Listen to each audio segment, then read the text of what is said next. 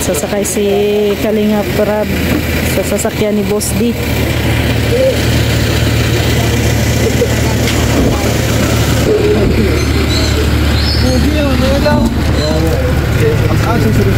Vlog ko to, sabi ko. Sige, vlog ka na. Kuya, karam lang ko. Try dito. Try din lang, try din. Kuya Bob, bilib ka na naman. Bukas na tayo. Ingat, congrats, boss. Bro, thank you ah. Let's see, Kuya Rab, pinadrive mo? Hindi, sana. Ano ba automatic? Ganda. Grabe. Kuya Bob. Ano to? Rubber ako.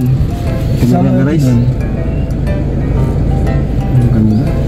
Parang silent din. Paras lang. Pareho lang. Sa totoo lang, paras lang. Mas LTD lang isa. Ano man pinagkaiba? LTD. Ito lang. Wala siya ng automatic na. Tapos di siya push start. Oh, ganun. Saan tayo punta? Makisakay lang tayo. Grabe.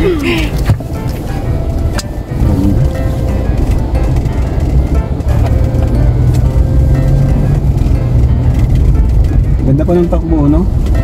Smooth pa. Siyempre, mas luma pa ngayon sa akin dito. 2020 kasi ito eh. Oo, 2023. Mag-interview ka, Ana. Kung ano yung ganyan itong pinag-ipunan talaga. Kasi ngayon dati niya sa akin, diba? Wala na, binenta niya para makabili siya nito. Tagal na to, tagal na niyang gusto mag-upgrade na mataas kasi mas bagay sa dito sa Daet. Kasi yung sa kanyang Civic, hindi siya pwede bugbog. Tatlo na daw kayo ganito. Fortuner. Si Kuya Val, tsaka ikaw. Ayaw nga, no? Tuwan-tuwa si Kuya Brooks eh. Ganda, talaga. Congrats sa magamit niya ito. Mas maganda naman charity. Oo, pang-charity. Oo, sakto. At ano talaga, yun. Tagal na talaga itong Mag-road trip na daw tayo. Deserve Kuya. naman niya to. Deserve niya to kasi halos lahat ng charity niya. Laki ng kinukuha niya mula sa channel niya. So, ito talaga, pinag-ipunan niya. Parang gift sa sarili yan. Gift sa sarili. Deserve yun. Parang ano mo yun, pinaghirapan mo naman yun eh. Mag-road trip na daw tayo, Kuya.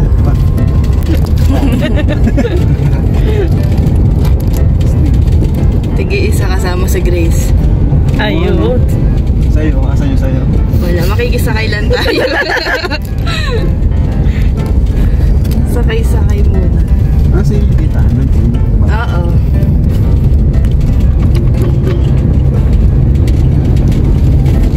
Fortuner na Fortuner talaga. Tunog. Tunog ng makina. Ano yung feeling mo sa sayo? Ganun din dito. Ganun din. Every year daw nagpapalit si Kuya ng sasakyan. Hindi naman.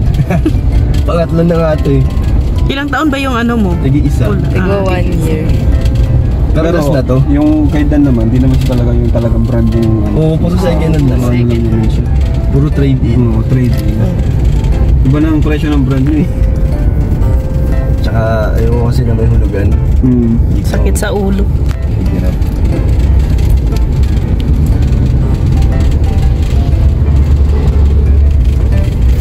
Parang bago tong kulay na to, no? Sa model na to yata. Parang ngayon lang ako nakita ng ganitong kulay, yung ganitong ano. Parang ano, kulay ni Toothless. Yes. Ito sa ano. Thank you sa Kalingap. Marami. Nakawit natin to. Sa mga viewers at supporters. Salamat. Dahil sa Kalingap, marami nang nagkaroon ng sasakyan. Ano? Dahil sa Sasakyan at Kalingap bahay. at saka sa ano rin, pagsisikap. Pagsisikap. Kumbaga, yung Kalingap, parang ano lang siya, open opportunity lang siya para sa ano.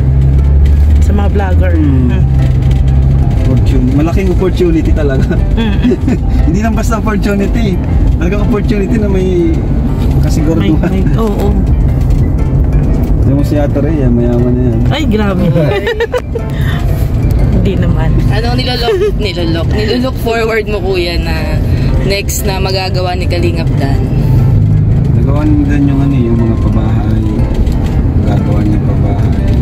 Siguro ano, gusto ko rin, pares kami, ako rin look forward ko sa sarili ko, yung makapag-charity sa ibang lugar. Hindi lang dito sa diet. Kasi ngayon kasi di kami makabuelo kasi jakbaga. Siguro after nun, mag-charity tayo sa ibang lugar. Saan lugar mo kuya balak? Siguro na natin dito sa malapit lang muna, dyan sa Sorsogon. Uy! Nililimutan agad. Ay, itong motor na yun. Kinabahan si Dan ah. Bago to! Wag! Ano yun? Yun nga, charity sa ibang lugar. Pabahay Sama-sama din tayo. kuya. Sama-sama mga matubang, syempre.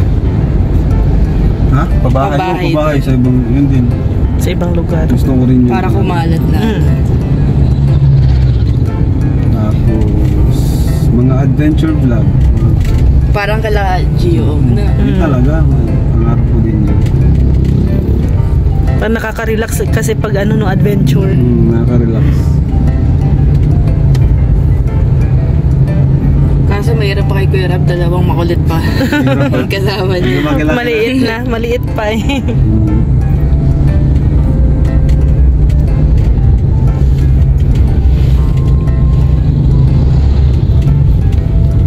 Tignan natin si Kuya Rab sa gym. Hindi ka pa nagano? Si Hana, sasabay ko na sa pag-gym ko. Ay, mag-gym na din si Hana. Sige, sabay tayo. Next year ka pa ka? Hindi. Ngayon na, Magpa-check up ka na ba? magkapa-check up na ako. Magpa-check up ka na para malaman mo. Big months na rin eh. Feeling ko pwede naman na yan, wag lang yung sobrang bigat. Wag lang bibiglayin. Kasi yung mga nanganak nga, di ba? Yung mga nanganak nga, mas mahalala pa yun. Oo, pero ano, Oo, mga nag-gym talaga yun. Si Jack malapit na yun. Anytime na si Ate Jackie. Anytime. wow. Feeling nga daw niya baka next week. Paano yan Kuya Rab? Wala pang girl, another Sa one. totoo lang, parang ayaw na namin. Ang hirap kasi talaga, ang hirap. Nahirapan din ako para kay Jack, kawawa naman. Kung sino ba rin? Nakikita mo kasi siyang ay nanganak. Saka ang daming lakad na nakakancel. Ang daming mga Sayang ang family feud. Oo nga pala Kuya, kaya lang family feud. na na-move na naman. Gusto kasi nila kasama si Jack. Gusto nila sanang kasama si Jack para Grabe tayo dun sa coordinator. Hindi siya tumitigil sa atin. Oo, ang gusto daw talaga nila eh. Kahit ang dami ng times hindi natuloy. Nagsusorry nga sila na pasensya na kung palagi na-move, pero gusto po talaga namin kayong makasama. Sabi ko, okay lang naman po, di rin naman po kami nagmamadali. Diyan lang naman yan, di ba? Madami nag-aabang sa family feud nila. Ang dami na eh. Exposure din. Balak nga sana namin din pumunta doon eh. Pag nagpapa-reserve na kami kay Yaya Bet ay. Sa loob. Sa loob. Maging Ewan ko lang kung pwede. Ang alam ko may din daw may limit lang daw yung kasama. Pwede maghintay na lang kayo sa labas. Hindi rin pwede mag-video yata dun eh. Hindi. Hindi yun.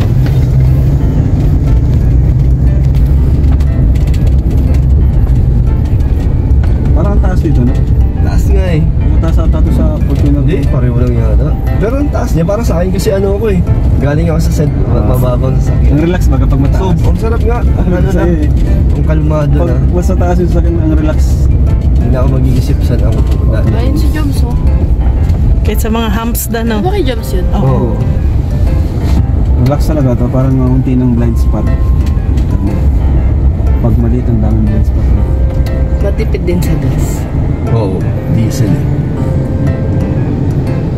Magkano pinagas mo nung biyahe tayo simula Manila? May laman pa to nun eh. So, Sinong ikaw nag-drive? kami Sila ni ni Papa. Papa, Palit salita. na kami ni Papa. Si Kuya Brooks. Kayong dalawa lang? Ba, sabay-sanay mo yung si dito Kuya Brooks dun sa Manila. Sanay naman yun.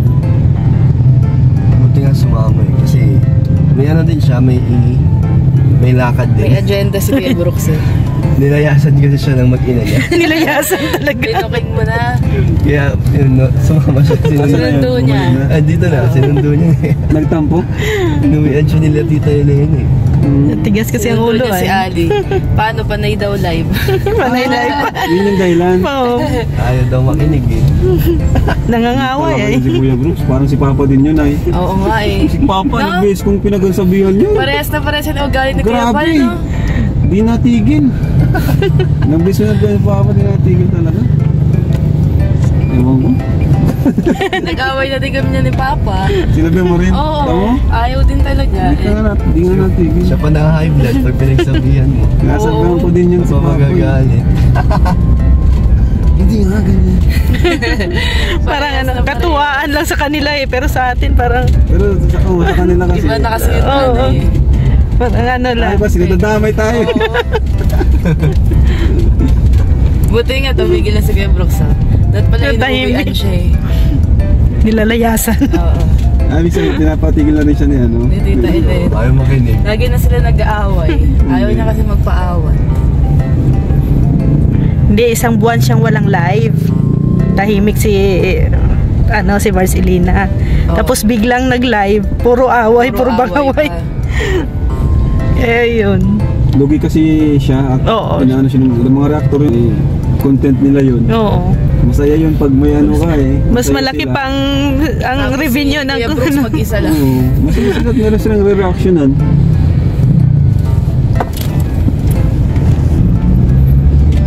Kapit na. Grabe, sarap ng ano ko service. Paano ka pa uwi, Kuya? Diyan sila, kasama ko sa van. Sunod. Din sila. Kasama ko sa labadi pang gym. Ito yung gym dito. Oo, dyan. Pero yung iba yung sa Pasig. Sa Pasig, mas iba-ibang konti doon. branch. Mas okay din yun pag konti doon. Ay, ito na pala eh. Ayan na sila. Eh, nauna pa siya doon. Ano pala sila? Ayun, San. Bye, Thank you. Kuya. Thank you so Congrats. much. Bye. San Thank congrats sa you. bagong toy. Thank you. New toy. Natin lang po natin si Sir. Ewan na si Jim. Wala. Bye-bye. G-gym na sila. Si Jim na pala to si Ryan. Oo. Next time si Hana mag-gym. Bro. Let's go. Kalingap Dan, ilang buwan mo pinag-iipunan ang pag-upgrade ng sasakyan? Matagal na kasi 3 taon na ako sa Kalingap.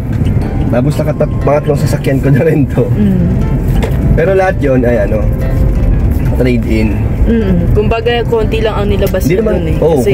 Depende sa modelo ng Depende, sasakyan. oo. So, Tsaka second hand lang eh. second hand naman tong mga... pero, ano naman lahat yun?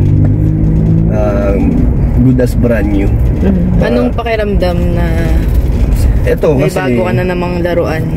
Hindi naman, double purpose naman to. Bukod sa mas malaki na siya, mas marami na tayong makakasakay. And Mas bagay siya sa pag, charity. Charity. mas bagay ito sa charity kasi hindi na ako mag-aalangan kung saan ako pupunta. Kasi Malubak kasi dito no? hindi katulad ng dati kong sasakyan, di lagi kong Mababa. tinatanong kung kaya ba ng sasakyan ko doon kasi nga lowered siya. Lalo na pag may mga bigas, Tapos yun, nagkaroon na ng ng kalampag yung dati kong kotse kasi nga kinakargaan ko ng mga sako-sako. Kaya hindi na Ito siya pwede na. bagay. And ito, wala na, hindi na ako mag-alinlangan kung saan ako pupunta, anong daan, kung mabigat ba yung dadalhin ko kasi mataas na. At saka pangarap ko rin naman magka-Fortuner. Salamat syempre sa opportunity ni Kuya Val, Tita Edna at Kalingap Prab. Na ngayon, nandito pa rin tayo sa Kalingap at nagkaroon tayo ng mga bagay na hindi ko inaakala na magkakaroon ako kasi hindi naman natin inaasahan na magiging vlogger tayo. Salamat sa supporters na simula umpisa talagang sumuporta sa atin at hanggang ngayon meron pa rin mga nandyan na sumusuporta. Salamat. Natin to pinag-ipunan at pinaghirapan din naman natin to. kitang-kita naman. Dream car ko din kaya ito. Oh. Ayun, thank you kay Lord. Thank you kay Lord. Pero Kalingap Dan, parang iba yung narinig ko dati na pangarap mong bilhin Alin? Raptor, di ba? Ang pangarap mo, pick up. Raptor ba kasi yun? consider ko na rin to na pang pamilyang sasakyan. Okay. Raptor, siguro kung magkakaroon ako ng Second car.